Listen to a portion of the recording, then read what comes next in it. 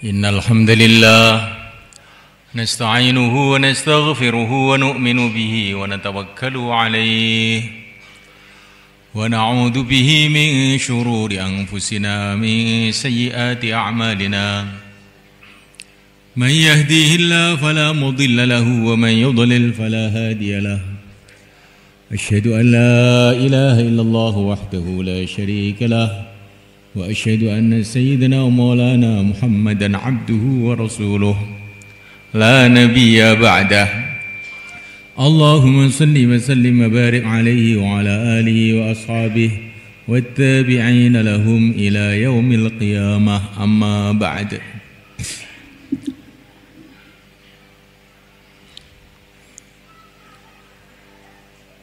Hadirin yang kami muliakan, oh Pak Khairuddin ini agak rawuh kayaknya. Agak kayaknya.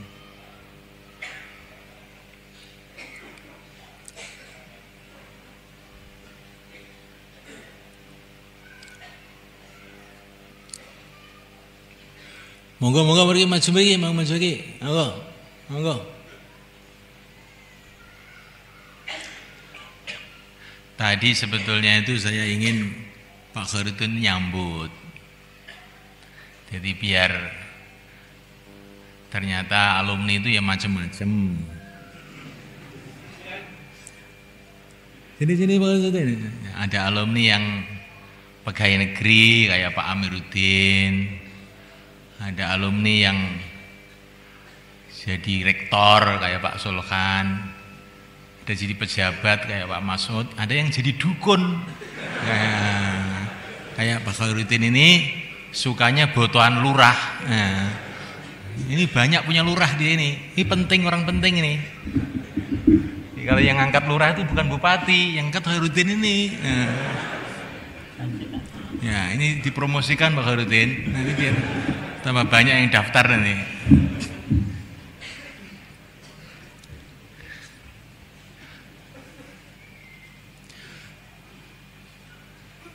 Jadi semulaikan Allah SWT, pertemuan yang semacam ini Masya Allah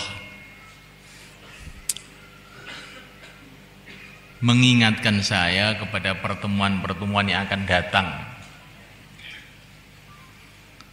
Pertemuan besar yang pasti akan datang kepada kita.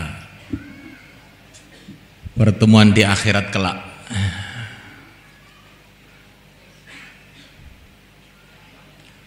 Hadirin dimuliakan, diceritakan dalam satu riwayat ada seseorang telah masuk surga.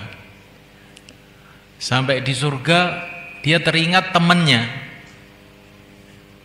Begitu lama ditunggu-tunggu gak datang-datang. Akhirnya datang juga. Maka temannya ini bertanya, kemana saja kamu, saya tunggu-tunggu gak datang-datang. Oh, saya sedang dihisab panjang sampai keringat saya itu keluar, seumpama diminum 70 onta pun akan habis. Enggak habis kok, akan habis.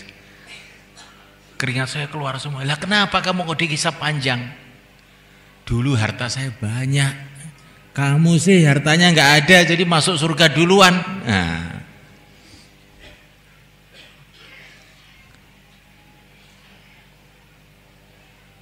maka saya ini berharap kepada Allah SWT, ya, teman-teman yang macam-macam keadaannya, ada yang jadi pegawai negeri, ada yang jadi dukun, ada yang jadi kiai, ada yang jadi macam-macam lah. Ya. Nanti di sana itu bisa jumpa lagi. Ya. Dengan istrinya juga. Nah. Kemudian kita akan bersama-sama berjumpa dengan Rasulullah Sallallahu Alaihi Wasallam. Insyaallah malaikat. Itulah pertemuan alumni terakhir. Ini baru pertama ini.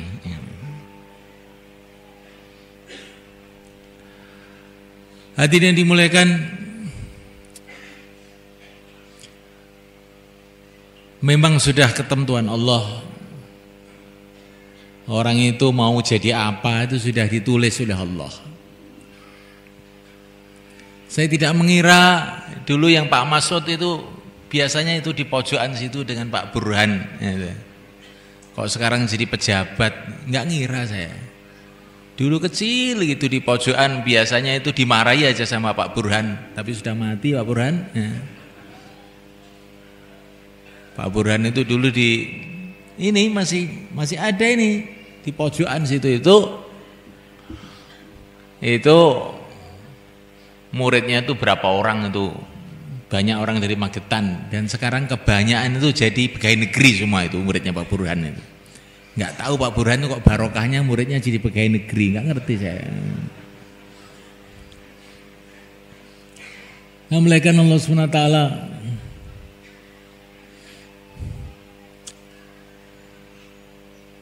Macam-macam keadaan kita. Dan takdir Allah Subhanahu wa taala memang tidak bisa dirubah.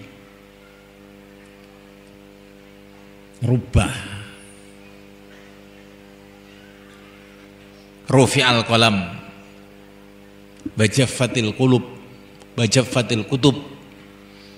Pena sudah diangkat, tulisan sudah kering. Entah kita ini di mana saja, entah kita ini jadi apa saja, entah kaya, entah miskin, entah jadi pejabat, entah jadi rakyat, pegawai negeri, atau jadi kiai, jadi apa saja.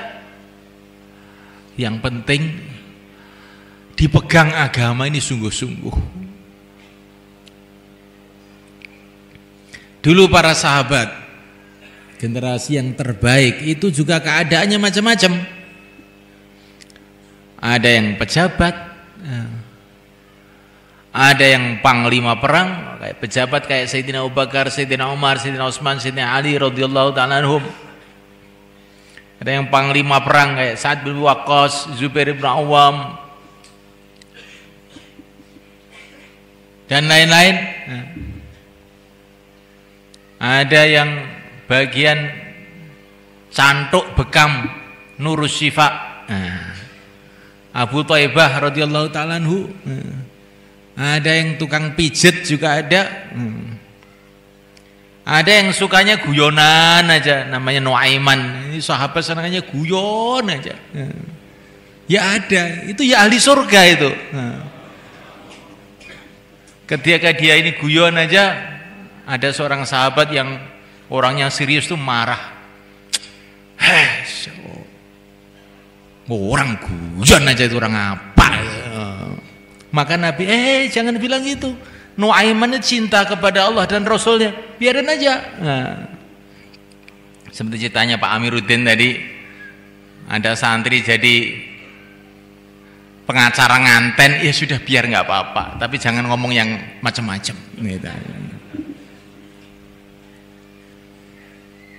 Ada sahabat yang macam-macam keadaannya, tapi semua itu berpegang dengan agama Allah.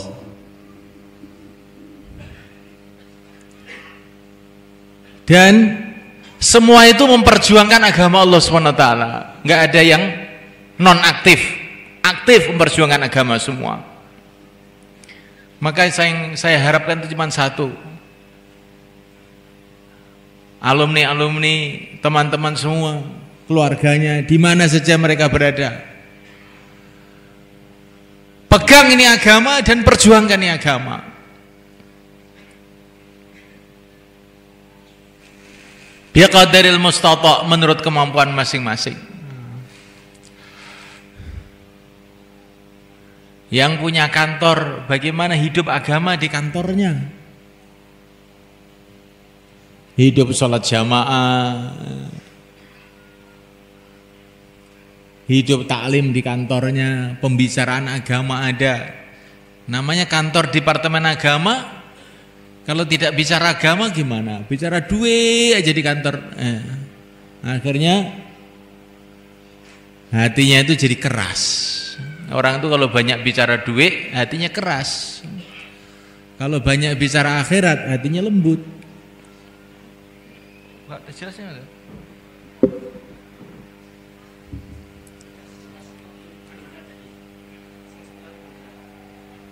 gitu.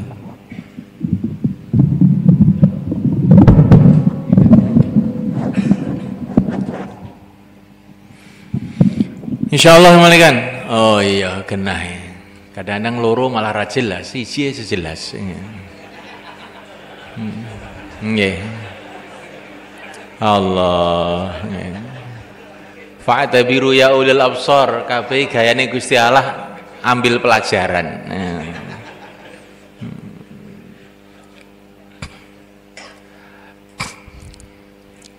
Hadirin dimuliakan Allah Subhanahu wa taala.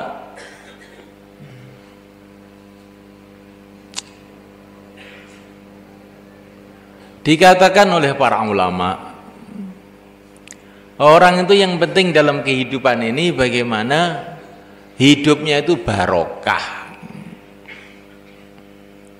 Entah apa saja, entah petani, entah pedagang, tapi yang penting itu barokah. Barokah itu bagaimana?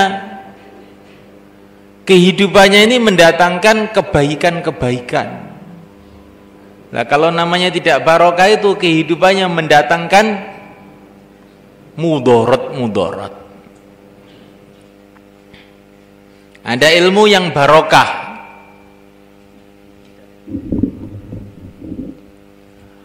Seperti ilmunya Al-Imam Asy-Syafi'i radhiyallahu ta'ala anhu. Sudah 1000 tahun lebih yang lalu masih dipelajari orang di mana-mana dan diamalkan. Ini ilmu barokah ini. Al-Imam Syafi'i tidak punya percetakan, tidak punya organisasi, tidak punya negara, tapi kok ilmunya tersebar seluruh dunia. Ini termasuk ilmu yang barokah. Ada zikir yang barokah, seperti zikirnya Syekh Bahauddin An-Naqsyabandi. Zikirnya simpel, tapi itu diamalkan hampir seluruh dunia.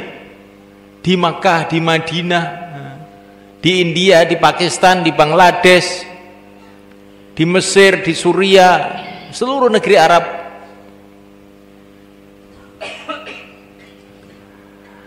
Ini namanya zikir yang barokah.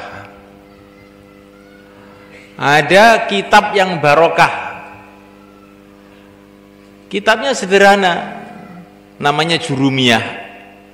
Tapi saya lihat di mana saja dipelajari. Padahal secara zahirnya orang sekarang bisa membuat susunan yang lebih baik dari Jurumiyah itu. Tapi kok di mana-mana ini? Orang madhab apa saja, orang madhab Hanafi, madhab Hambali, madhab Syafi'i, madhab Maliki, semua ngaji Jurumiyah. Sampai di Maroko sana tuh ngajinya Jurumiyah. Di Aljazair ngaji Jurumiyah, di Mesir ngaji Jurumiyah. Ajib ini, kitab kecil gitu, barokahnya itu nggak ada habis-habisnya itu. Ada perjuangan yang barokah, seperti perjuangannya Sunan Ampel rahimahullah, yang akhirnya menyebarkan agama seluruh Nusantara. Waktu yang sangat pendek tapi telah merubah keadaan, suasana beratus-ratus tahun sampai sekarang di Nusantara ini. Bukan hanya mengislamkan orang di Nusantara itu Sunan Ampel itu, tapi Islamnya itu kuat. Kemarin ada tamu dari Filipina. Dia ini seorang jenderal, keluar 40 hari di sini. Dia cerita, di Filipina itu, di Luzon itu dulu 100% orang Islam. Sekarang orang Islam hampir habis. Gara-gara dijajah Spanyol di sana. Tapi Indonesia ini dijajah Belanda 300 tahun. Kok orang Islam itu kok masih utuh? Ya kurang dikit lah. Apa sebabnya? Maka saya bilang ya, menurut yang saya pahami aja begini. Kalau di Filipina itu dulu yang menyebarkan Islam itu raja-raja dengan kekuatan kerajaan. Kalau di Jawa ini yang menyebarkan Islam ini para wali dengan kekuatan imannya, yakinnya kepada Allah. Di Jawa ini Pak, saya bilang itu, anak kecil umur 10 tahun sudah kenal Wali Songo. Padahal Wali Songo itu tidak punya internet, tidak punya HP, ya, tidak punya apa-apa, dan hidup 500 tahun yang lalu. Begitu dicintainya, nah, kuburnya diziarahi beribu-ribu orang tiap hari. Ini mungkin salah satu perbedaan antara Jawa dengan Filipina, saya bilang begitu. Bagaimana menurut pendapat kamu? Saya kok ya setuju, kata dia begitu-begitu. Ini orang Filipina ada juga, tapi alhamdulillah nggak hadir di sini. Ya. Semoga nggak keliru ini saya cerita ini. Ya. Jadi semulaikan Allah Subhanahu Wa Taala dalam satu nasihat sahabat dikatakan al-mukhlisuna hum masabihul huda. Orang-orang ikhlas itu adalah pelita-pelita hidayah. Itu betul semulaikan. Jadi di negeri kita ini yang membawa Islam itu dulu orang-orang mukhlisin ini. Orang-orang yang kalau malam itu jarang tidur, nangis kepada Allah. Kalau siang jarang makan karena puasa. Mereka bergerak dari kampung ke kampung, surat sembunyi-sembunyi. Ceritanya Wali Songo itu kalau musyawarah aja di gua-gua, nggak ada orang tahu. Ngerti-ngerti keluarganya Brawijaya sudah pada masuk Islam. Anak-anaknya Raja Jawa sudah pada masuk Islam. Kerja yang senyap-senyap tapi terus menerus dengan penuh keikhlasan. Dimulaikan Allah Subhanahu Wa Taala. Itulah yang saya cita-citakan, saya pikirkan, alumni yang macam-macam keadaannya itu. Mereka dengan senyap-senyap, dengan sungguh-sungguh, dengan nangis pada waktu malam, menghidupkan keagama di suraunya, di kantornya, di pasarnya, di rumahnya, mendidik umat supaya umat ini tetap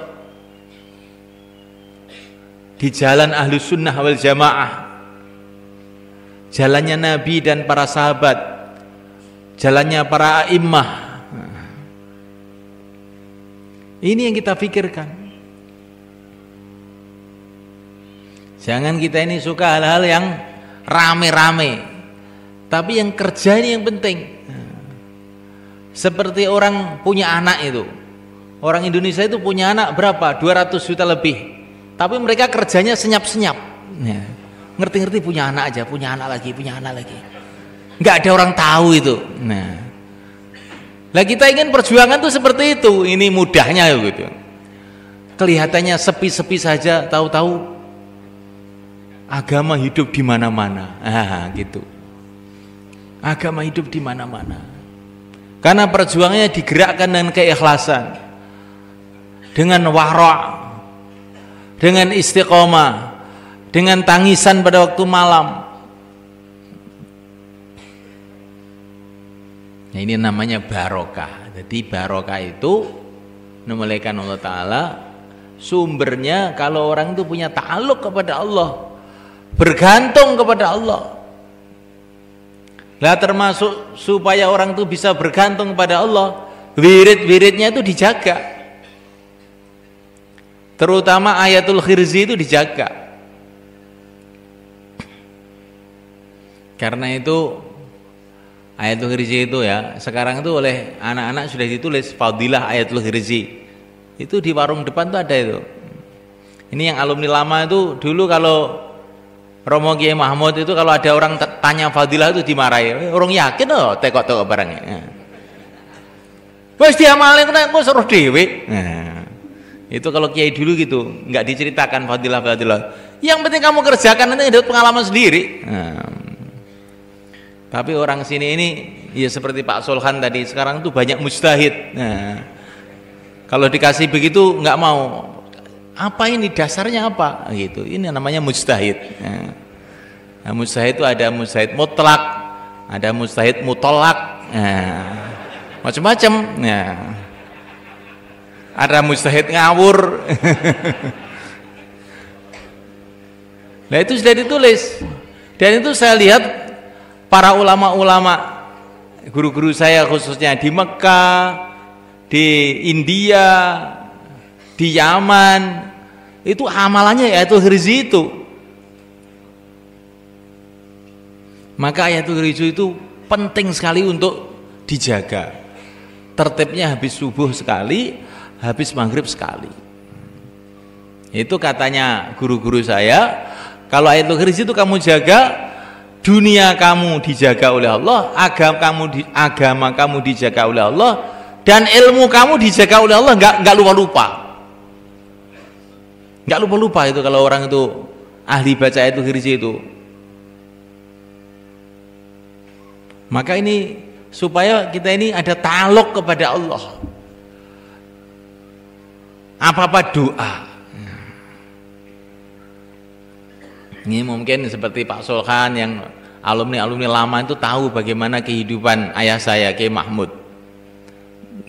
Dulu ayah saya itu kalau saya sakit itu nggak ada istilah dibawa ke dokter itu. Kalau sakit, santri yang capek itu, yasinan lagi, yasinan, khataman Quran, yasinan, khataman Quran, kasih garam, kasih makan, gitu aja dah.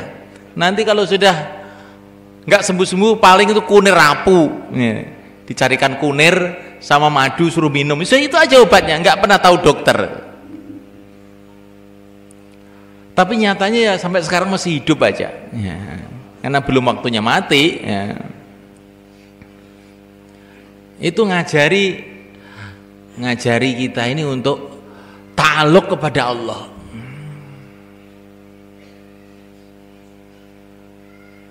Ini mulaikan Allah Subhanahu wa taala.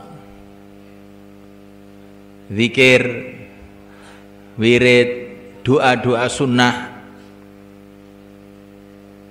perlu dihafalin supaya kita tidak menjadi orang ghaflah.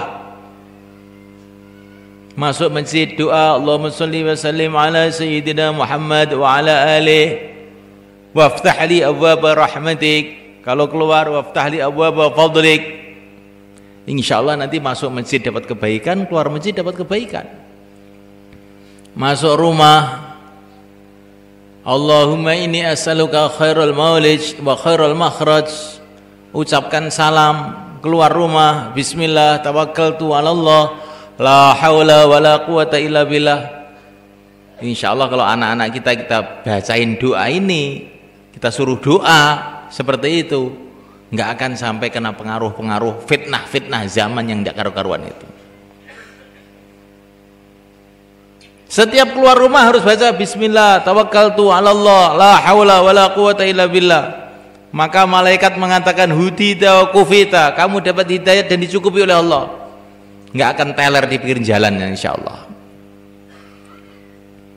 Masuk rumah begitu, Allahumma inni as'aluka khairul maulid khairul makhraj.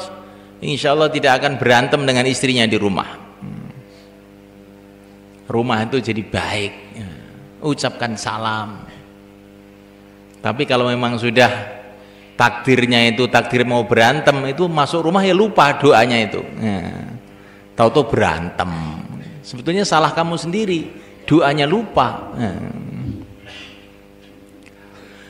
Nah, mulaikan Allah Subhanahu wa taala.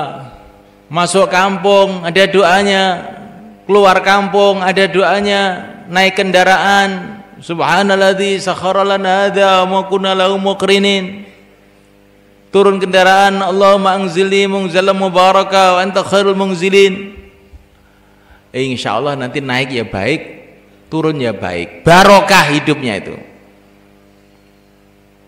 Nah ini doa-doa ini kurang diperhatikan oleh umat. Akhirnya umat ini hidupnya itu hidup ngeslong, nggak ingat sama Allah, amblas saja gitu. Ini doa-doa ini penting. Istilah Kiai Mahmud dulu, doa-doa ini seperti tongkat supaya kita ini jangan jatuh gitu. Jatuh itu apa? Lupa kepada Allah itulah jatuh. Nah kalau kita ini ingat pada Allah 1 detik aja dapat pahala, kalau lupa ya jatuh namanya. bangkrut. Maka doa masuk rumah, keluar rumah, naik kendaraan, turun kendaraan, naik masuk kampung, keluar kampung. Doa makan, doa selesai makan. Nah, kalau kita makan tidak pakai doa, maka makan itu akan jadi ghaflah. Yang kita pikir seperti bagaimana kenyang perut kita aja, akhirnya kita ini makan kayak kambing, yang penting perutnya kenyang. Tapi kalau makan tuh pakai doanya makan dengan zikrullah. Syekh Bahauddin An-Naqsyabandi kurang lebihnya mengatakan kalau orang tuh makan dengan zikrullah, nanti habis makan itu dia mudah zikir. Tapi kalau orang itu makan dengan lalai, nanti habis makan itu dia akan mudah lalai. Nah, kalau sudah mudah lalai, akhirnya mudah maksiat. Kalau sudah maksiat, mudah maksiat, nah, hancur kehidupannya, tidak barokah kehidupannya. Kemudian semalekan, supaya kehidupan ini barokah, orang itu mesti harus punya prinsip hidup untuk berjuang. Kamu lihat para nabi, para rasul, para sahabat, para wali-wali Allah, kapan mereka tampak barokahnya itu kapan? Ketika mereka ini berjuang, ketika mereka memikirkan umat.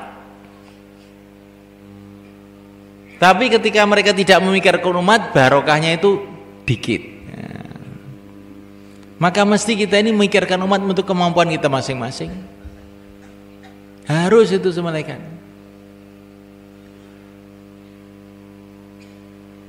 Sering saya cerita bagaimana tongkatnya Nabi Musa.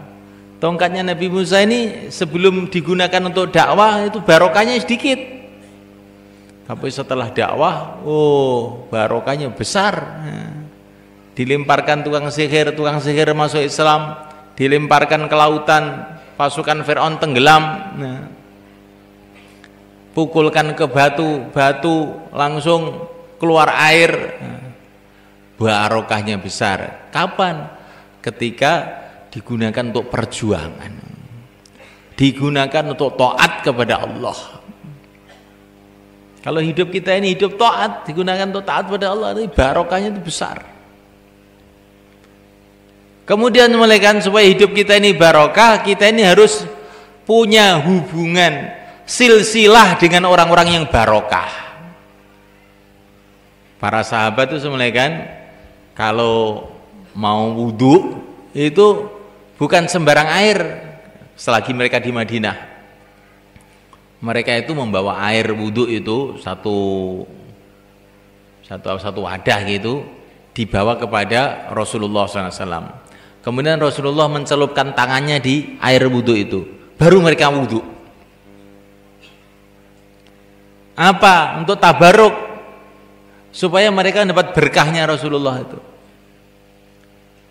Air wudhu yang sudah disentuh Rasulullah jadi berkah. Rasulullah menyentuh air wudhu, kemudian para sahabat menyentuh air yang disentuh oleh Rasulullah. Tidak nyentuh Rasulullah, nyentuh air yang disentuh Rasulullah. Nah kita ini begitu juga. Kalau kita ini sambung dengan guru-guru kita, guru-guru kita sambung dengan gurunya lagi, sambung dengan gurunya lagi, sambung dengan gurunya lagi, sambung dengan Rasulullah. Kalau kita nyambung dengan guru-guru kita, maka nanti ada berkahnya itu. Berkah itu apa? Ini kebaikan yang tidak bisa diukur oleh otak manusia ini. Ghaib ini barokah ini. Maka semulakan sistem-sistem pendidikan sekarang ini orang tuh dijauhkan dari silsilah ini. Pendidikan sekolahan itu semalakan. Silsilahnya itu dengan kantor, bukan silsilahnya dengan guru-gurunya sampai Rasulullah itu nggak ada. Kalaupun ada itu gara-gara ya mungkin guru-gurunya ada yang mantan pesantren atau bagaimana begitu. Tapi aslinya nggak ada itu. Sistem silsilah itu sudah nggak ada. Sampai di sekolahan-sekolahan qiraat, nah, madrasah qiraah di Madinah yang dikelola orang-orang Wahabi itu zaman dulunya awal-awalnya, karena dulu masih ulama-ulama awal, mereka punya silsilah. silsilah qiraatnya itu, silsilah bacaannya semua. Tapi sekarang itu setan datang sama orang-orang Wahabi itu. Gak sah silsilahan. Quran ki mutawatir, gak sah silsilahan. Akhirnya apa? Barokahnya jadi kurang. Orang tuh nggak ada sambung dengan orang-orang sebelumnya, akhirnya jadi seenaknya sendiri hidupnya itu. Maka sekarang meningkat lagi nih, Pak Solhan tahu tuh. Maka dari IAIN dikirim sekolah ke Kanada. Belajar agama di Kanada. Belajar agama di Chicago. Terus piye silsilah opo silsilah tuh ahli nar Nah itu ini sistem yang lembut sekali yang dibuat oleh orang-orang yang ingin merusak masyarakat Islam itu, biar mereka ini nggak punya akar lagi. Lah kalau pohon tuh nggak punya akar cuma kan, ya tidak akan lama ambruk, nggak punya akar. Lah akar daripada agama ini adalah Rasulullah, para sahabat, ulama-ulama yang dulu, para aulia, itulah akarnya agama. Kalau itu tidak kita pegang, ambruk.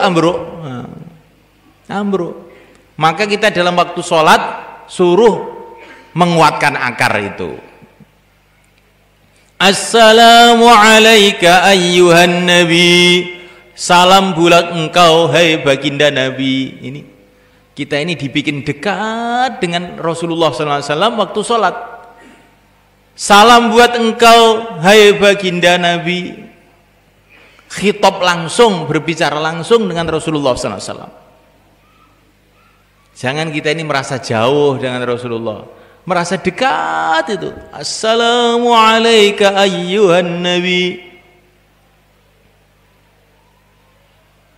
Dulu ada seorang ulama namanya Syekh Husain Al-Madani.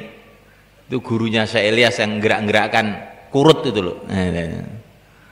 Itu kalau dia sholat, Assalamu alayka ayyuhan nabi, langsung mendengar suara dari Rasulullah di kuburnya. Waalaikumsalam warahmatullah. Kamu tidak bisa mendengar, tapi yakini bahwa Rasulullah menjawab kamu. Kita nggak bisa dengar karena telinga kita ini sudah terlalu banyak HP, sehingga kopoen. Nggak apa-apa, nggak dengar nggak apa-apa. Yang penting pokoknya Rasulullah mesti jawab. Karena jawab salam itu wajib hukumnya. Nggak mungkin Rasulullah nggak jawab, tuh nggak mungkin, mesti jawab. Cuman karena kuping kita ini kotor nggak bisa dengar, tapi yakini Rasulullah sudah jawab. Assalamu alayka ayyuhan nabi. Kanjeng Nabi mesti jawab waalaikumsalam. Terus kita disambung kepada seluruh umat. Assalamu alayna, salam buat kita semua umat Islam. Wa ala ibadillahi sholihin, dan atas orang-orang soleh secara khusus. Nah, kita disuruh sambung dengan orang-orang soleh dalam sholat itu. Karena ini sambungnya orang baik, sambung dengan orang baik menjadikan kebaikan. Almar'u ma'aman ahabba. Kalau sambung dengan orang yang nggak baik, ya jadinya jadi tidak baik. Nah, mulai kan Allah Ta'ala, para sahabat, apa definisinya sahabat? Kalau dalam kitab-kitab usulul hadis itu, mustalah hadis, sahabat itu adalah orang yang pernah melihat Nabi dalam keadaan beriman. Di sahabat itu jadi sahabat itu gara-gara dia ini melihat Nabi dalam keadaan beriman.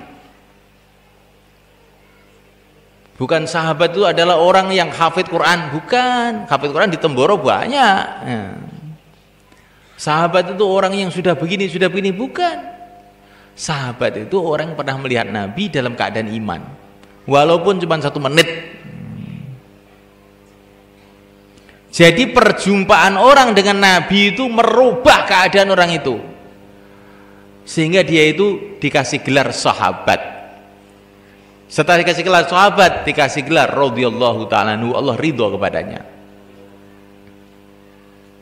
Ini bukan berarti ngapalin Quran nggak ada nilainya, itu lain lagi. Tapi bukan sahabat. Nah, sahabat itu ada yang hafid Quran, ada yang tidak, ada yang ahli ilmu, ada yang tidak, macam-macam keadaannya. Tapi semua karena pernah melihat Nabi, maka menjadi sahabat. Nah, dapat ridho Allah. Ini kalau Nabi ini sudah wajar, memang Nabi ini sumber segala hidayah. Nah, memang perjumpaan dengan Nabi itu perkara yang luar biasa. Orang mimpi jumpa Nabi aja, mimpi tok aja sudah menunjukkan dia ini beruntung, apalagi jumpa langsung. Nah, muliakan Allah Subhanahu wa taala.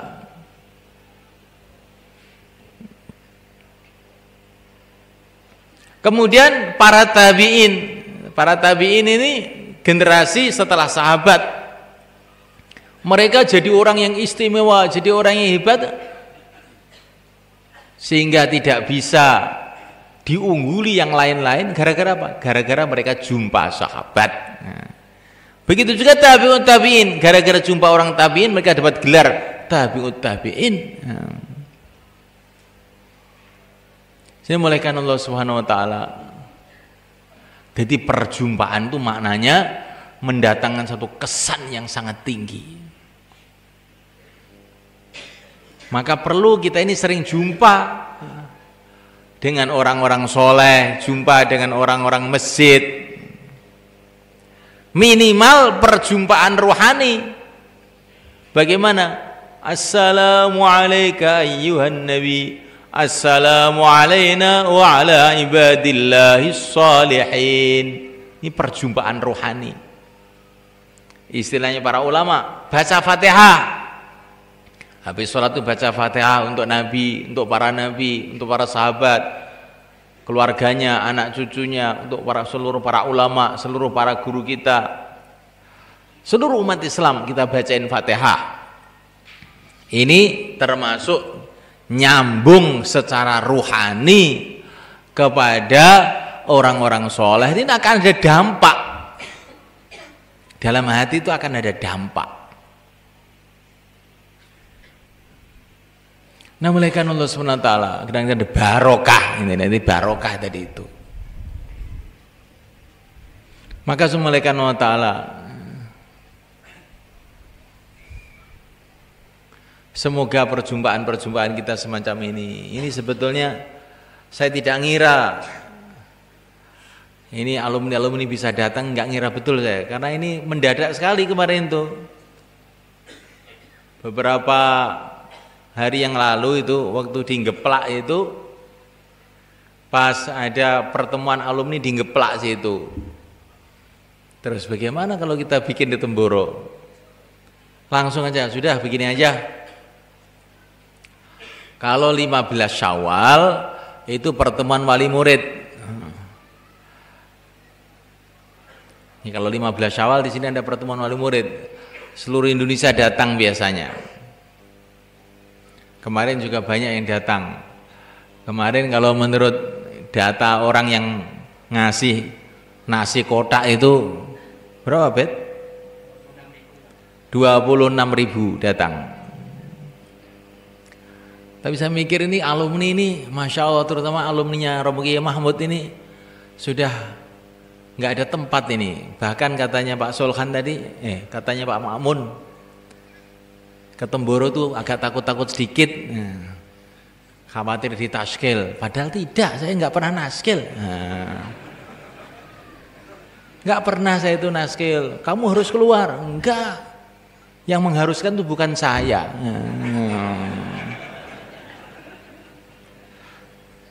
Kamu mikir sendiri toh, ini kalau umat yang pececeran di mana-mana itu tidak didatangi, terus didatangi orang Nasrani, Yahudi, akhirnya musuhi agama, itu terus apa kamu seneng? Cuman gitu aja saya itu, nggak pernah nyuruh kamu keluar enggak. Itu sudah katanya Kiai naskil terus katanya, padahal nggak pernah naskil. Cuman bicara keadaan ini, umat ini, umat Islam sekarang ini khususnya di negeri kita ini dalam bahaya besar. Orang-orang ahli batil bergerak ke kampung-kampung, ke gunung-gunung, pulau-pulau terpencil, bergerak untuk merusak umat inilah. Kalau kita ini tidak bergerak nanti gimana? Cuma gitu aja. Nah, mulaikan Allah Subhanahu wa taala. Yang penting itu nantilah, ini kan malam Jumat nanti, itu bukan di sini tempatnya. Nah, yang penting di sini pokoknya saya sudah seneng aja. Antum datang ke sini saya seneng aja. Dan banyak yang di sini ini bukan hanya alumni, termasuk guru-guru saya juga yang ngomong saya kayak Pak Sulkhan ini katanya tadi. Saya sudah lupa juga kalau pernah digendong Pak Sulkhan itu. Berarti sudah tua dia ini. Urung kroso tua uga rasanya. Ini Pak Romlan nih guru saya ini, Bontoro ini, ngajar bahasa Arab dulu, masya Allah.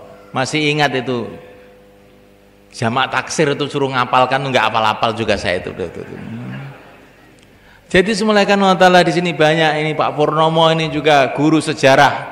Kalau cerita apa itu Diponegoro, oh masya Allah, sekelas itu mau jadi Diponegoro semua. Nah, ini sekarang kok nggak pernah keluar cerita Diponegoronya itu.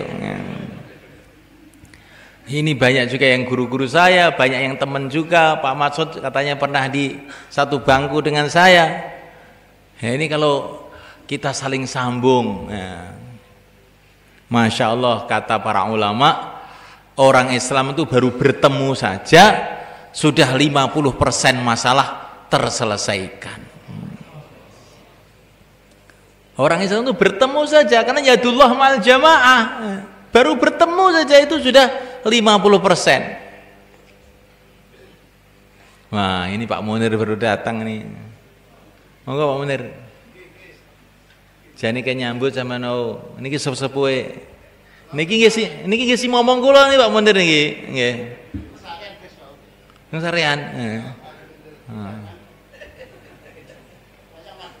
Nggih. Niki kiai niki Pak Munir niki. Niki nggih si ngomong kula piye? Nggih. Saniki kula omong mboten purun ngene. Nek mriki ini ning sareane senengane. Ora tau gelem nyethuki kula. Nah. Engko sampe ditasil neh. Alasane saya, kula teng sarean. Oh, sapa sare iso nglarang wong nang sarean?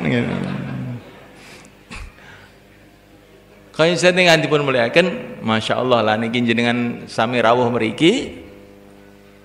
Semoga ini akan banyak barokah. Pertemuan orang Islam itu ada barokahnya. Buktinya, kata para ulama, kenapa kita ini disuruh sholat jamaah bareng? Ya, kalau kita sholat jamaah, makmumnya satu, berubah barokahnya. Pahalanya 27. Kalau makmumnya 2, tambah lagi. Makmumnya 3, tambah lagi. Kenapa kita diperintahkan Jumatan? Kan sebetulnya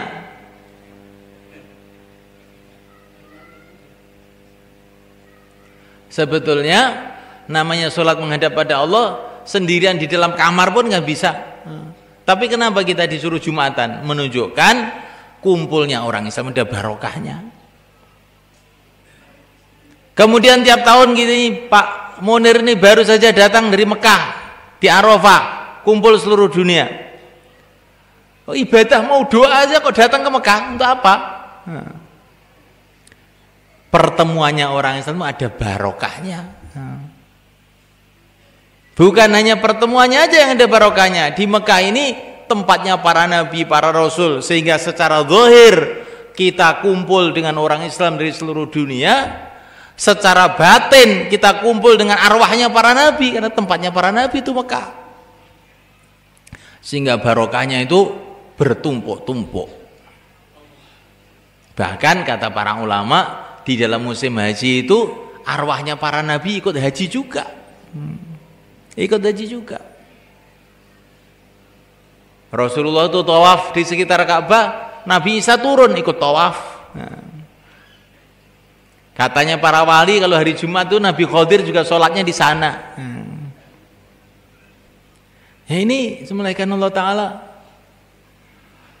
Kita ke Mekah itu juga sebetulnya dalam rangka untuk menyambung hati dengan orang-orang barokah, para anbiya, para sahabat, baik yang hidup maupun yang sudah wafat, dengan orang-orang Islam seluruh dunia. Jadi ringkesnya, pertemuan orang Islam itu ada barokahnya.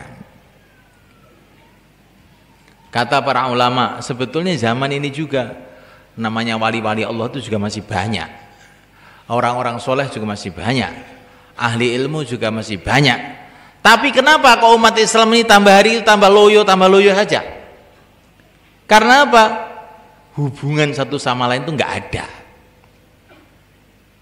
Ibaratnya itu jasadnya, walaupun gototnya kayak apa, tapi terpotong-potong, kaki dipotong, leher dipotong, tangan dipotong, maka walaupun gototnya bagaimana kuatnya kayak apa, nggak akan bisa bergerak. Begitulah umat ini kal jasadil wahid, kalau tidak sambung menyambung satu sama lain, maka barokahnya aulia yang ada sekarang ini istilahnya ashabud darok, ashabun naubah, bangsanya qutbul aktab, bangsanya al-abdal. Ini ada hadis yang abdal ini dalam al-hawil fatawi. Imam Suyuti menceritakan hadis-hadis mengenai adanya wali abdal 40, masih ada. Nujaba yang ada, wali nujaba yang ada di Mesir, wali abdal yang ada di Syam. Wali-wali itu masih ada semua sebetulnya. Tapi kalau umat itu tambah hari tambah lembek. Ini sebabnya apa? Karena mereka ini nggak sambung satu sama lain. Loh, yang penting itu kan sambung para wali. Lah wali itu Allah sembunyikan. Maka kita ini harus, kalau mau sambung sama aulia, harus sambung pada seluruh umat Islam. Karena wali Allah itu disembunyikan antara mereka, nggak ada yang tahu. Mungkin di sini juga ada yang di pojok-pojokan yang ngantuk-ngantuk itu malah wali itu juga mungkin. Minimal wali murid itu ada itu ya. Tapi karena nggak sambung, akhirnya barokahnya nggak dapat kita. Maka ini pertemuan reuni itu begitu, itu diantara maksudnya supaya kita ini sambung lagi. Nanti kita di kampung-kampung kita, di masjid-masjid kita, buat hubungannya akrab dengan seluruh umat di sana. Di musola-musola kita, buat hubungan akrabnya di sana. Di kantor kita, bukan hanya orang kantor. Ini Pak Masud nanti datang itu pegawai bapak yang ada di kantor itu diparani nih ngomong-ngomong. Nah begitu mereka kan, kayak Sayyidina Umar dulu datang ke rumah-rumah sedangkan beliau di Amirul Mukminin, presidennya, akhirnya akrab. Maka setelah akrab dibawa ke Terangkil malam Jumat. Nah ini gitu maksudnya itu Pak Masud, gitu maksudnya. Jadi semulaikan Allah Ta'ala, ini pentingnya hubungan antara umat Islam ini semulaikan.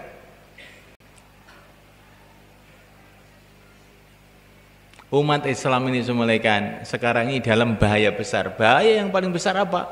Dicincang-cincang, dipotong-potong oleh orang yang dibatil ini hubungannya satu sama lain. Keilmuan dipotong hubungannya, nggak ada lagi silsilah. Zikir nggak pakai silsilah, ilmu nggak pakai silsilah. Nah, itu nanti terpotong hubungan dengan orang-orang dulu jadinya. Terus dalam masyarakat juga terpotong-potong. Ini pegawai negeri, ini petani, ini pejabat sudah sendiri-sendiri. Ini sarjana, ini buta huruf sendiri-sendiri. Maka bagaimana cara mengumpulkannya? Paling tepat untuk mengumpulkannya itu masjid. Masjid itu yang profesor, yang doktor, yang tamat SD, yang buta huruf bisa kumpul satu. Umat Rasulullah SAW, hamba Allah Subhanahu Wa Taala.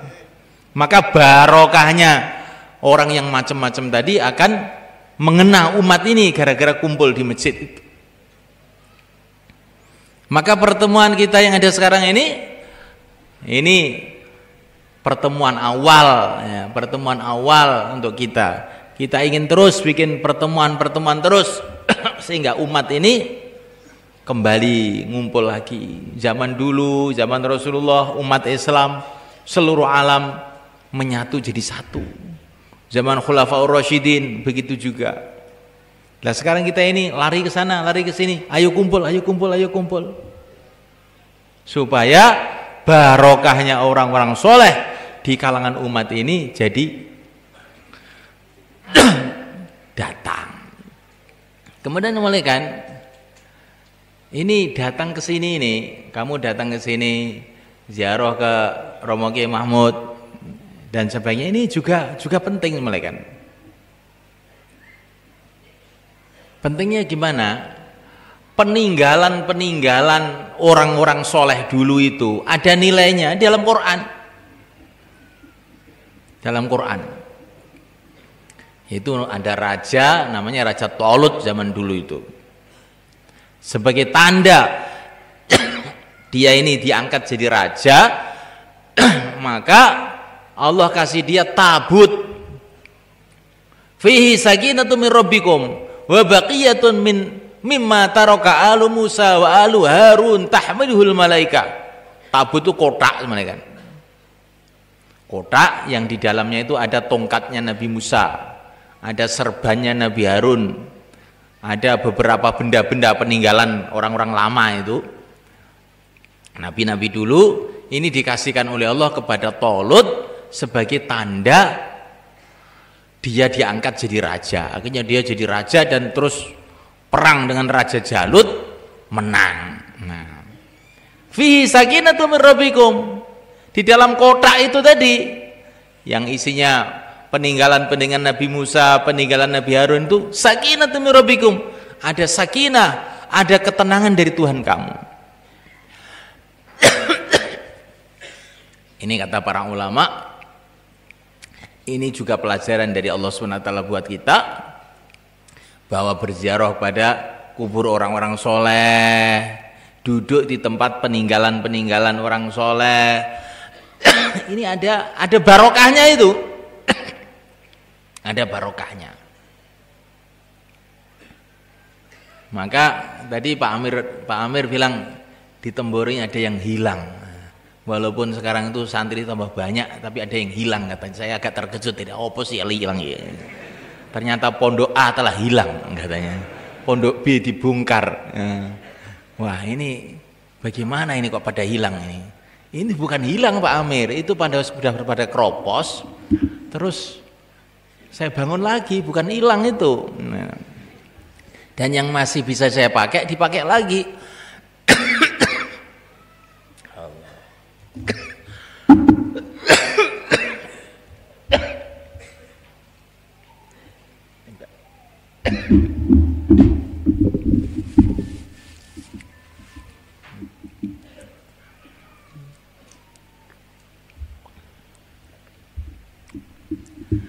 Adini mulaikan Allah Ta'ala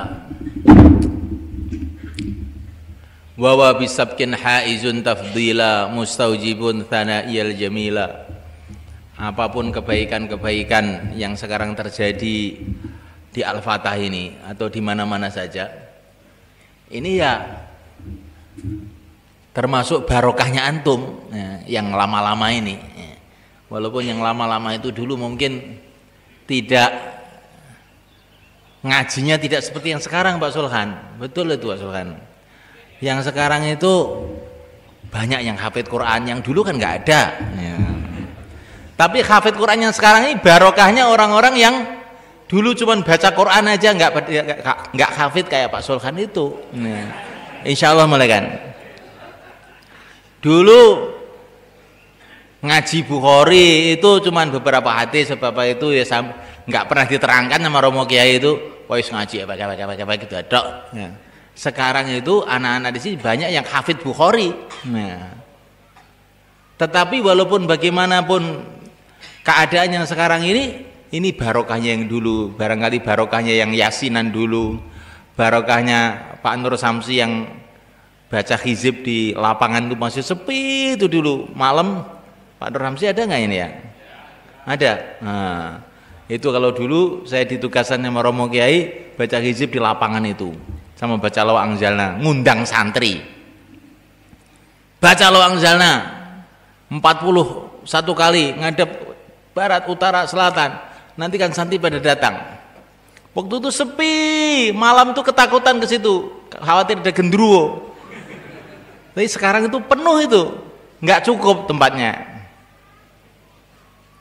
Ya itu kelihatannya itu datangnya sekarang nih dungoni Pak Nur Samsibian ini kujane asli nih. Maka itu orang beramal itu yakini satu saat mesti akan ada manfaatnya.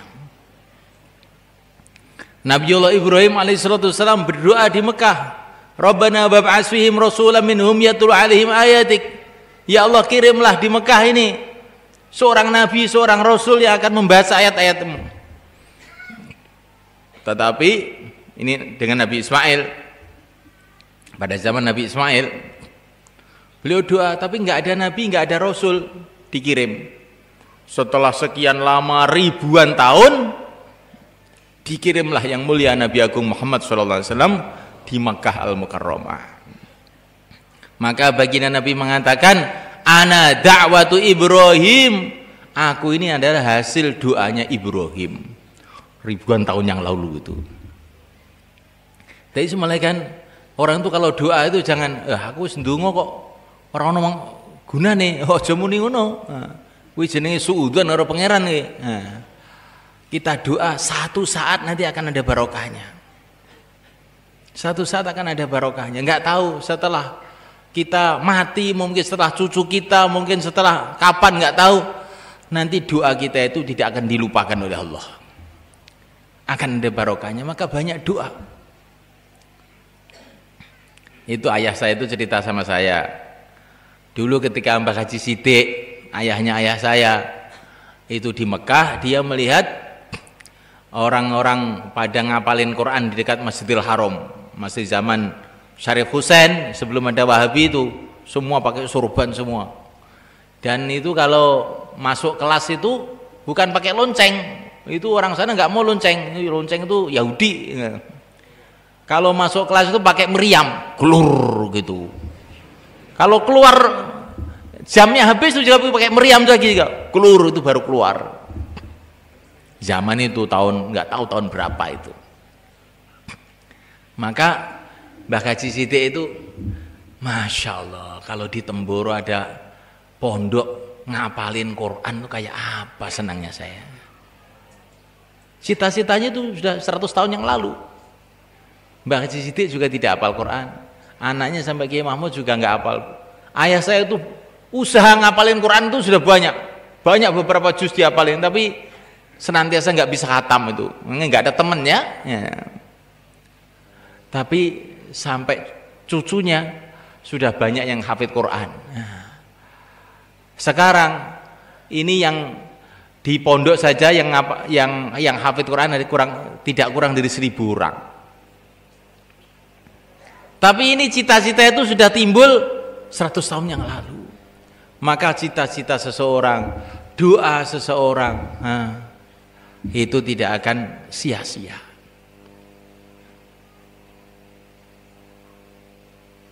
Itu kamu tahu jembatan yang ada di depan Masjid Trangkil itu, markas. Itu dulu yang bangun itu Pak Ahmad Sodik. Ahmad Sodik itu lurah Temboro, adiknya ayah saya.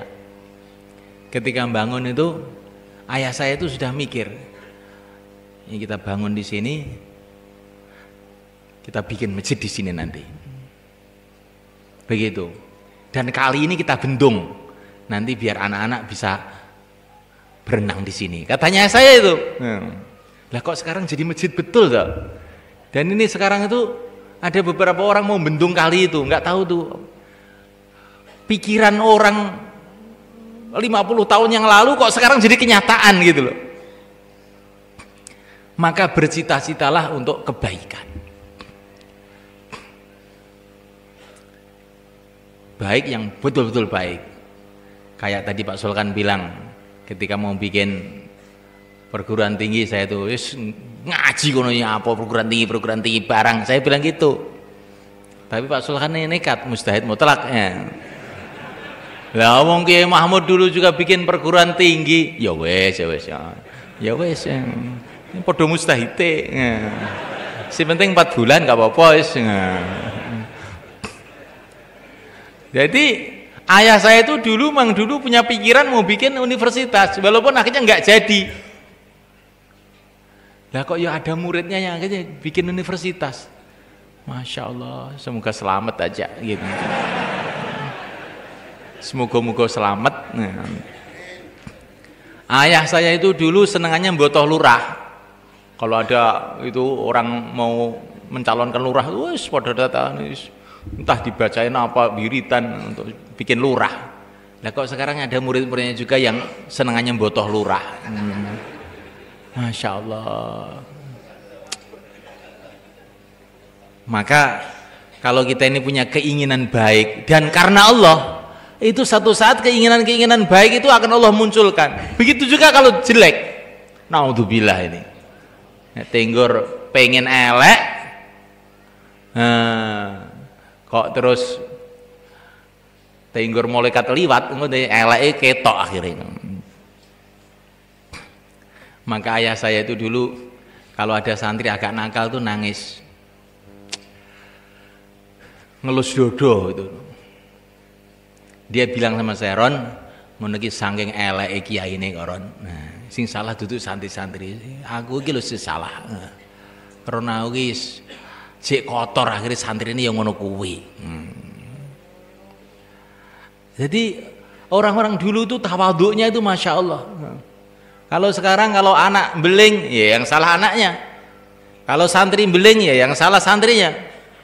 Kalau kiai-kiai itu dulu tidak. Kalau anaknya beling, yang salah saya ini. Ini mesti dulu saya itu ada belingnya juga, akhirnya turun anaknya. Nah. Akhirnya terus apa? Istighfar, tobat, mujahadah lagi. Akhirnya anaknya jadi baik.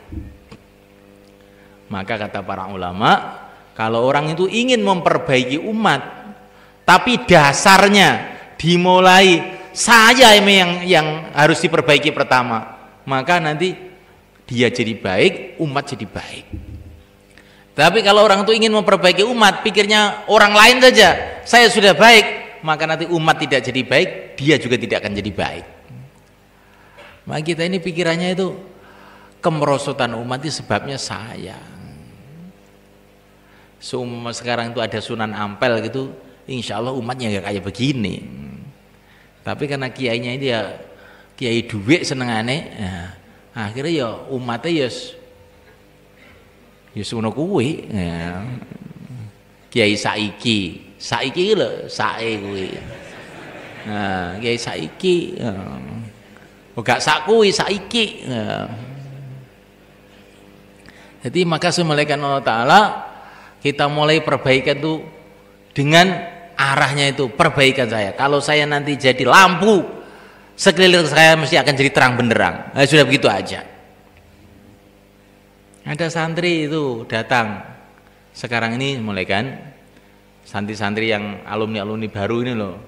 Kan saya galakkan untuk bikin pesantren-pesantren di seluruh Indonesia. Ada yang datang ke sini. Saya sudah bikin pesantren sudah 5 tahun, Pak Kiai, santrinya 11. Gimana ini kok nggak berkembang? Oh, tidak berkembang itu sebabnya satu, kamu nggak wiridnya nggak kuat. Baca Rabbana innaka jami'un nas liyaumil la raiba fihi innallaha la yukhliful mi'ad 1000 kali tiap malam. Nanti kan pesantren kamu kebek nanti. Kalau tidak, datang lagi ke sini, saya tambah wirid lagi nanti. Saya gitu kan. Dan nyatanya alhamdulillah setelah dibaca itu harus jadi santrinya banyak itu sekarang yang mau ngamalin. Tapi kalau yang memang gak pawaan wiritan itu suruh wiritan itu ya gak gelem wiritan, abot gitu. Dulu ayah saya itu pesan sama saya, baca la tudrikul absar wa yudrikul absar wa latiful khabir sehari semalam 313. Okeh bondo, okeh bolo. Nah, itu beberapa santri saya ajari itu. Pokoknya la tudrikul absar ping 311 bendino. Itu akhirnya temannya jadi banyak. Temannya itu jadi banyak. Dan kalau sudah temannya banyak itu kok terus akhirnya duitnya banyak juga. Nah gitu. Ini bukan berarti saya suruh setor sama saya, tidak. Saya Masya Allah duitnya sudah banyak saya ini Masya Allah. Tapi masih kurang juga gitu. Jadi semalekan wa ta'ala wirid itu dijogo. Kalau orangnya tidak beriman apa-apa, usaha ini. Kalau orang beriman apa-apa wirid. Ya begitu semalekan.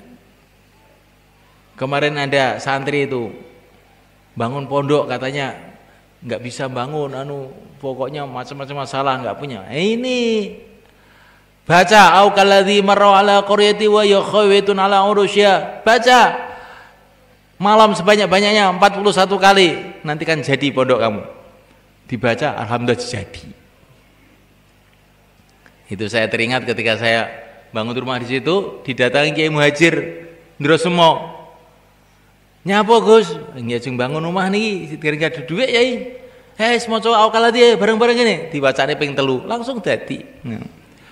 Ada yang bawa jati, ada yang bawa mauni, ada yang bawa itu pelapon itu. Jadi rumah gratis itu rumah itu. Jadi biasakan apa-apa diselesaikan dengan hubungan kepada Allah, dengan nangis pada Allah, dengan amalan, dengan zikir, dengan puasa. Itu nanti apapun yang terjadi itu akhirnya barokah. Katanya Syekh Abdul Wahab Asy'arani, beliau mengatakan, kalau kamu itu berdoa kepada Allah, tapi belum tampak hasilnya, jangan kamu kecil hati. Kalau kamu berdoa belum tampak hasilnya kecil hati, itu tuh kamu itu su'ul adab.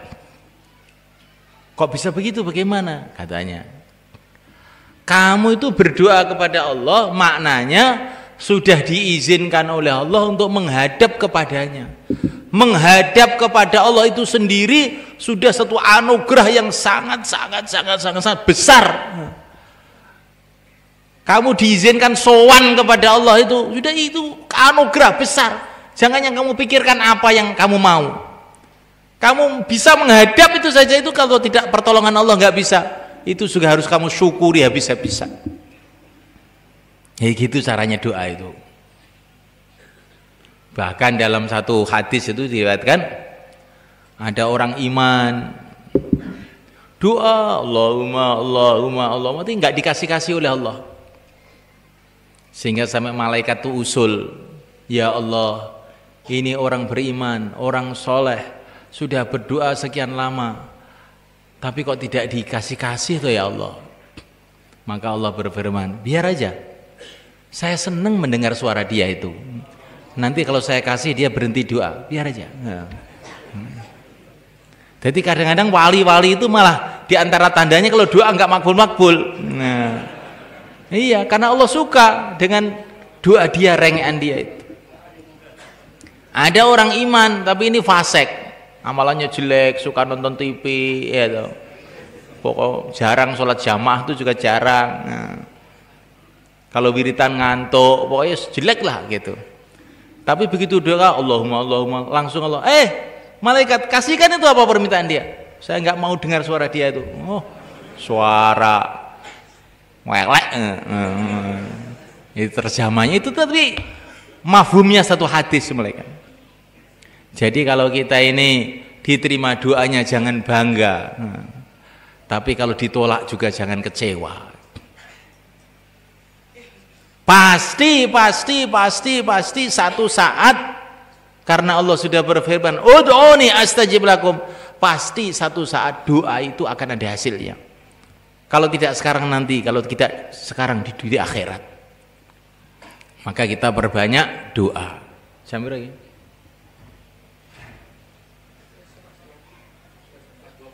Sudah 20. Nah, sekarang kita akhiri majelis kita ini ya. Karena nanti ini kita sedikit zikir dulu, terus kemudian nanti doa. Setelah doa kita ini makan siang, sholat jamaah di sini sama-sama. Tadi santri-santri yang di sini saya suruh sholat di Masjid Trangkil sana. Ini hari ini khusus untuk alumni aja yang sholat di sini. Sama orang-orang Suluk. Saiki jek ning Suluk lho Kang, ndarani Kang wis ning Mboro wis saiki Mboro jek ning Suluk ora ijek. Ndarani wis gak eneng. Mboro saiki wis gak usum wiritan. Sing gak usumi kowe itu Mboro. Wis ketara. Wonge nek gak tau wiritan suudone senengane. Dimulaikan Allah Ta'ala, kita akan baca Fatihah, kemudian zikir beberapa kalimah yang sekarang ini lagi kita bikin istighosah kalau malam di sini, yang untuk menghadapi keadaan-keadaan fitnah yang merajalela umat ini. Ini sudah sunnahnya para ulama ya, untuk kita banyak nangis pada waktu malam. Baca Fatihah dulu. Ila hadrati sayyidina maulana habibina syafi'ina Muhammadin. Al-Fatihah. Bismillahirrahmanirrahim.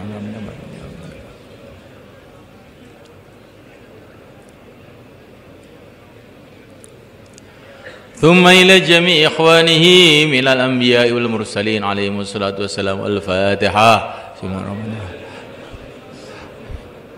Ihdinas siratal mustaqim siratal maghdubi 'alaihim waladdallin. Amin.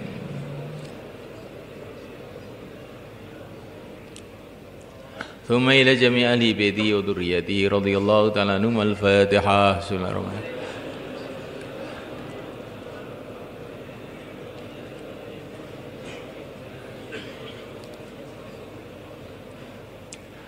ثم إلى جميع أصحابه وخلفائه وورثة أحواله وعلومه وأحواله وأسراره رضي الله تعالى عنهم. الفاتحة. بسم الله الرحمن الرحيم.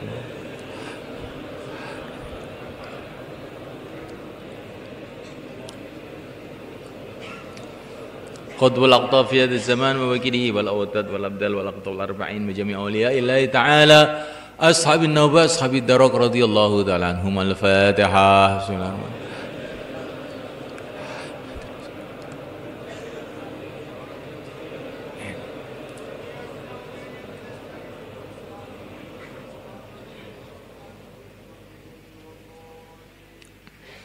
ثم إلى خصوصا سيدي الشيخ عبد القادر الجيلاني أبو الحسن الأشعري أحمد البدوي من الرفاعي، وخصوصا سيدنا ومولانا سيدي الشيخ بهاء الدين النقشبندي رضي الله تعالى عنهم. الفاتحة. بسم الله الرحمن الرحيم.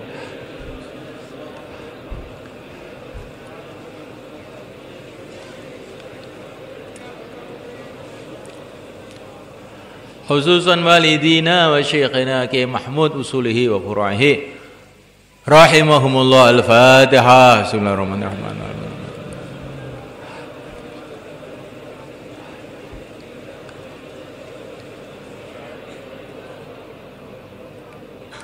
آبائنا أمهاتنا أزواجنا ذرياتنا جميع المسلمين. الفاتحة. بسم الله الرحمن الرحيم.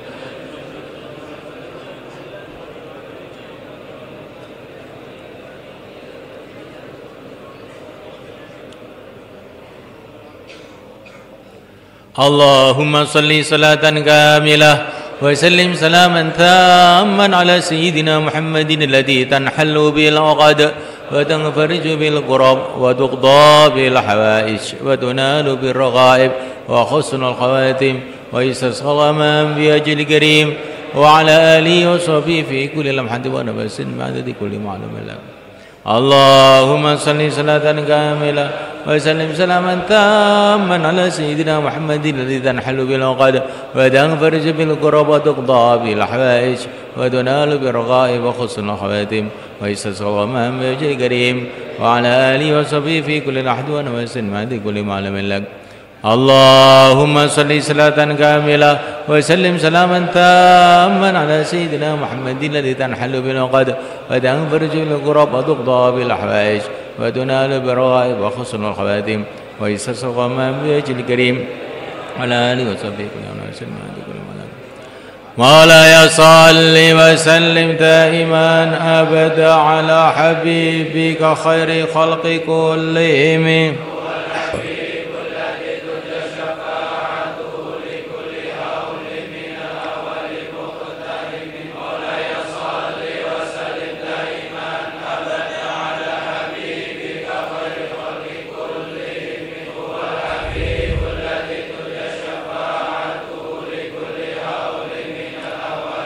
يا ربي بالمصطفى بلغ مقاصدنا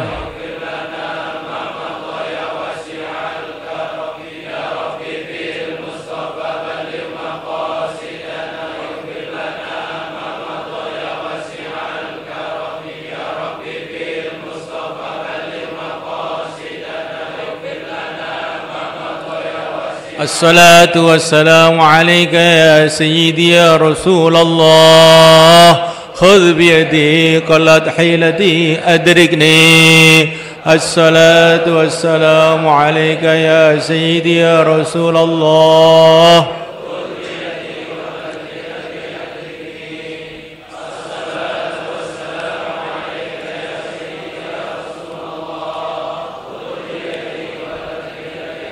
اللهم صل وسلم على سيدنا محمد وعلى آل سيدنا محمد اللهم صل وسلم على سيدنا محمد وعلى آل سيدنا محمد اللهم صل وسلم على سيدنا محمد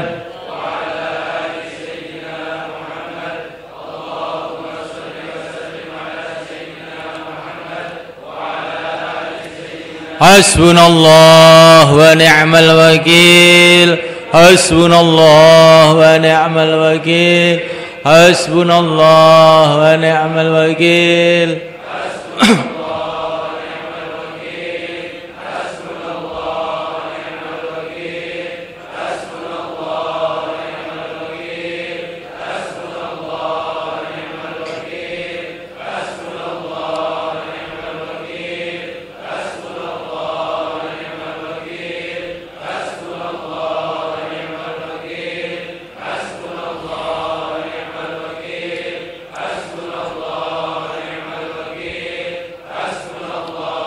لا إله إلا أنت سبحانك إني كنت من الظالمين لا إله إلا أنت سبحانك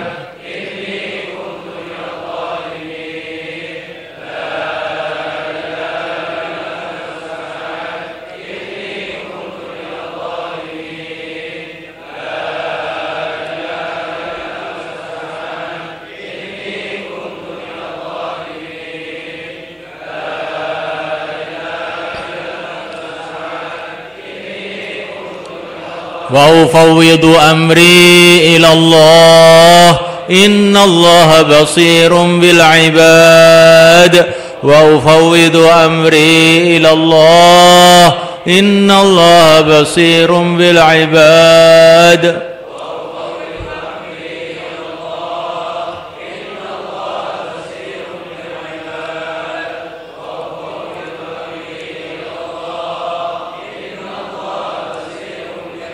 كافا يا عين صاد كفايتنا كافا يا عين صاد كفايتنا كافا يا عين صاد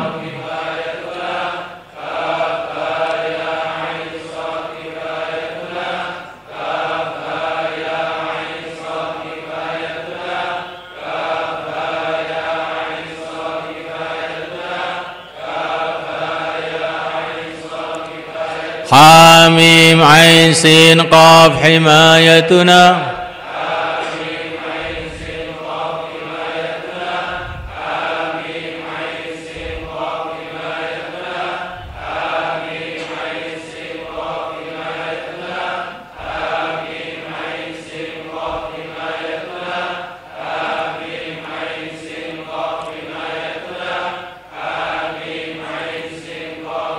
قاف القرآن المجيد وقايتنا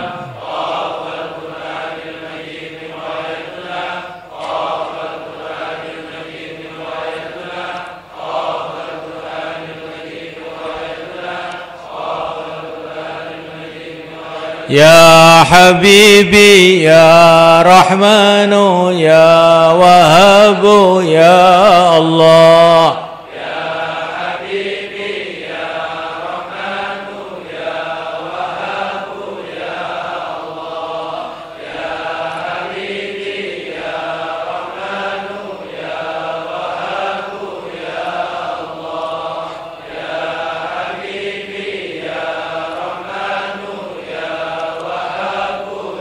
يا كافي يا غني يا فتاح يا رزاق يا كافي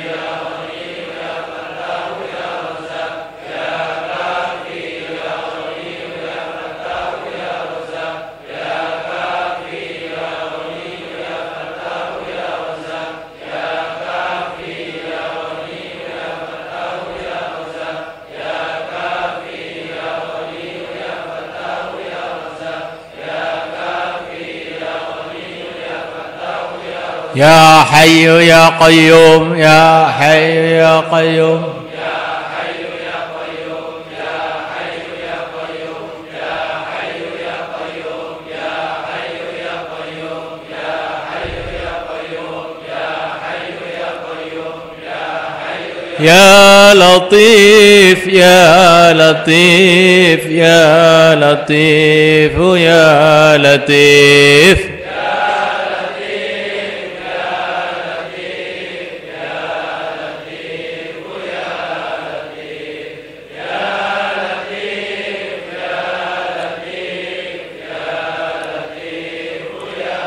الله الله ربي لا أشرك به شيئا الله الله ربي لا أشرك به شيئا الله الله ربي لا أشرك به شيئا الله الله ربي لا أشرك به شيئا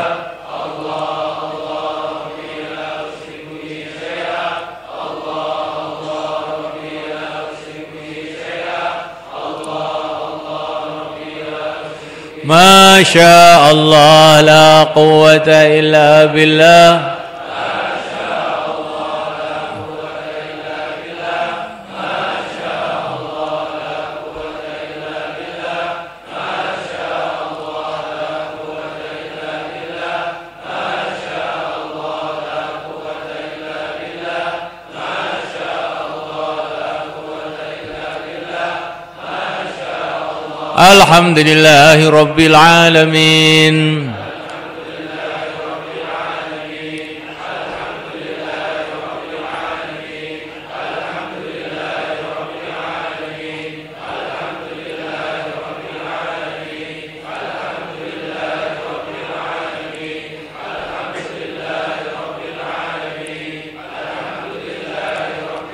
لا إله إلا الله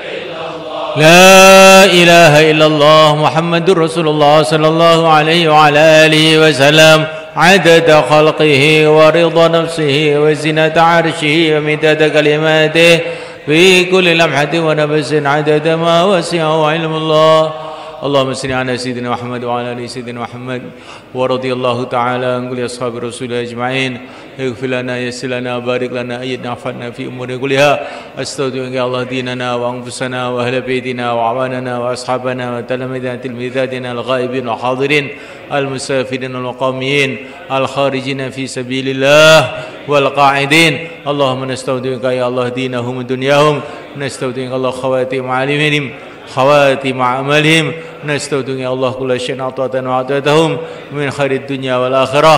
Ya Allah, ampunilah kami, kedua orang tua kami, ahli keluarga kami, teman-teman seperjuangan kami, santri-santri kami, umat Islam seluruh alam. Satukan hati, satukan fikir, satukan langkah-langkah untuk menuju ridha-Mu ya Allah. Bimbinglah kami menuju ridha-Mu ya Allah. Bimbinglah keluarga kami menuju ridha-Mu ya Allah. Bimbinglah santri-santri kami menuju ridha-Mu ya Allah. Bimbinglah kiai-kiai kami menuju ridha-Mu ya Allah. Bimbinglah umat Islam menuju ridha-Mu ya Allah. Hidupkan dalam iman, matikan dalam iman. Hidupkan kami dalam Islam, matikanlah kami dalam Islam. Hidupkanlah kami dalam ridha-Mu, matikanlah kami dalam ridha-Mu. Ya Allah, sibukkanlah kami siang dan malam ya Allah dalam sunnah-sunnah Nabi-Mu ya Allah. Jadikanlah kami semua ya Allah asbab hidayat seluruh alam. jadikanlah keluarga kami ya Allah asbab hidayah seluruh alam, jadikanlah pesantren-pesantren kami asbab hidayah seluruh alam, jadikanlah kampung-kampung kami asbab hidayah seluruh alam, jadikanlah umat ini ya Allah asbab hidayah seluruh alam.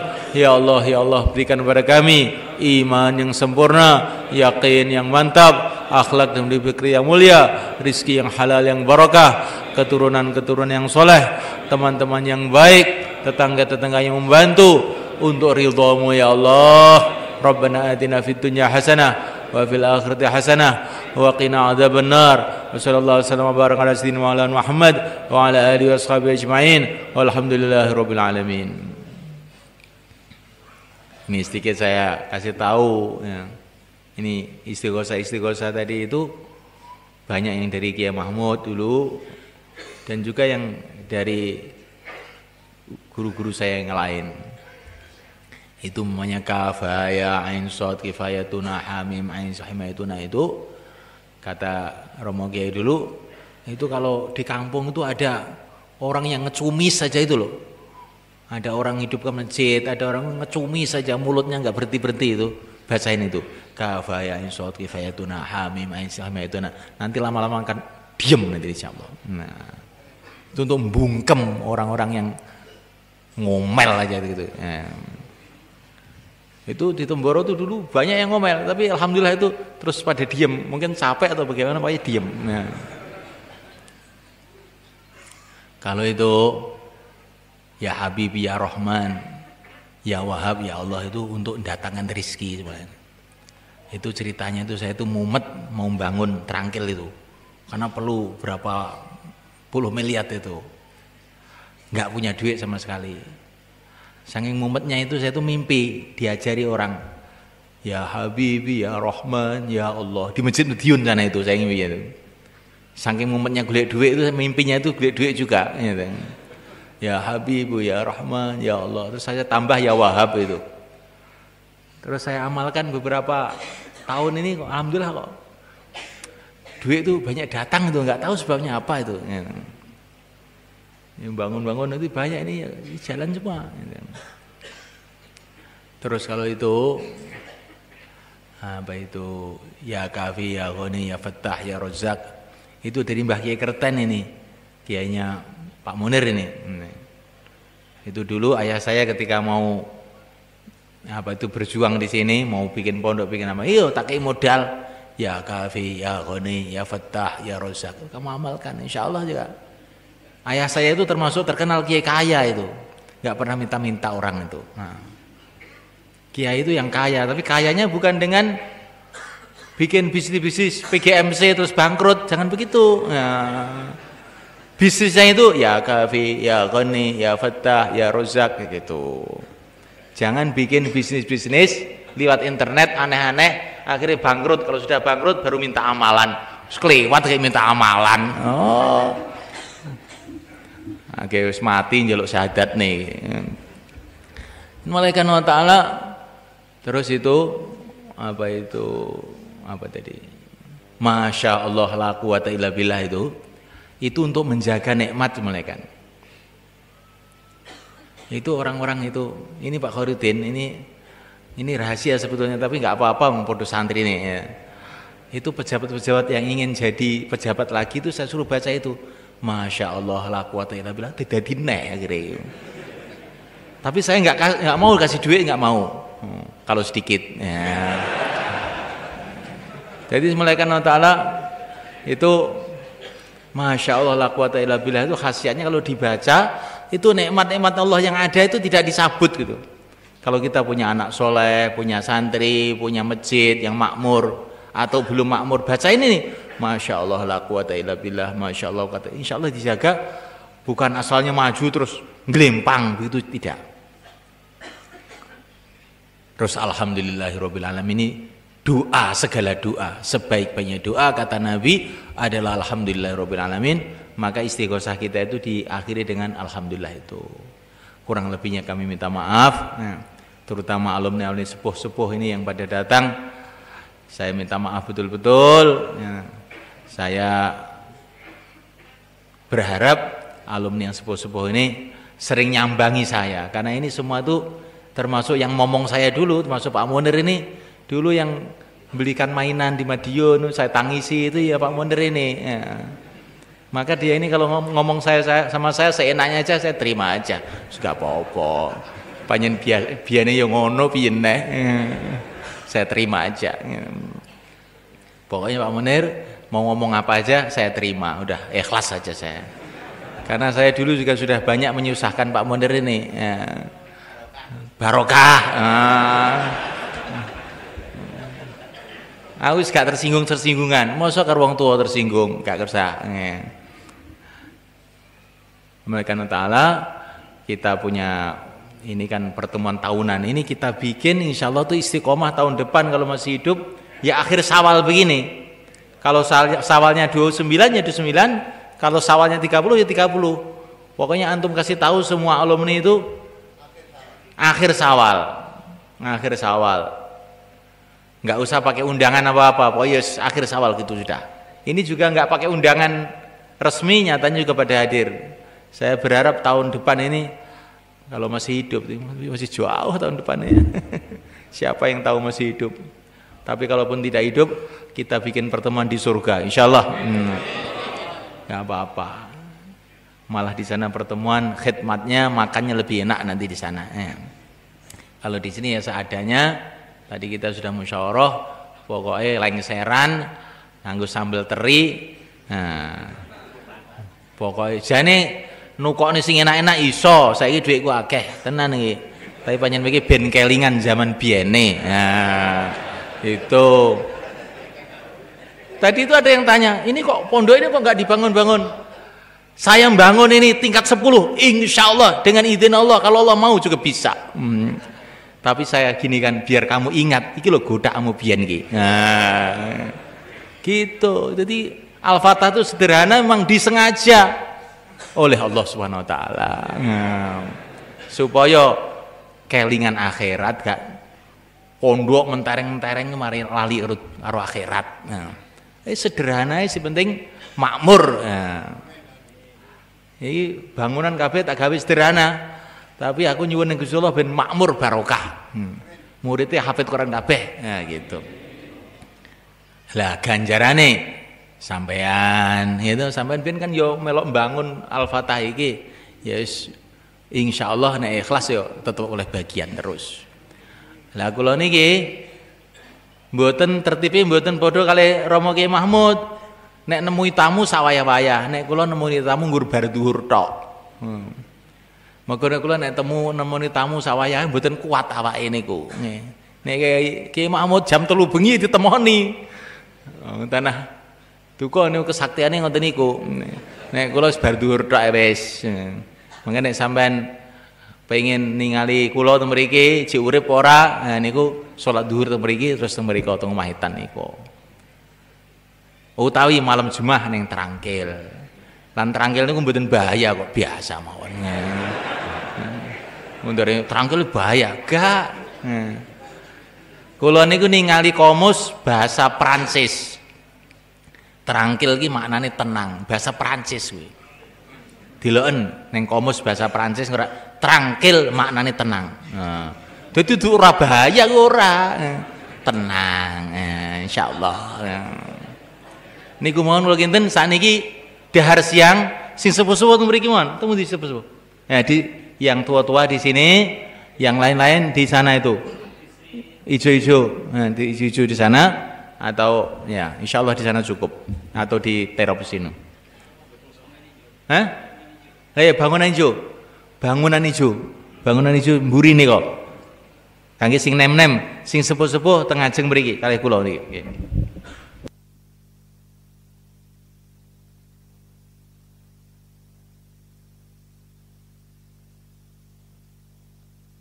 Ini semalekan mboten enten salaman nggih. Salamane nek ajeng salaman nyicil bendina.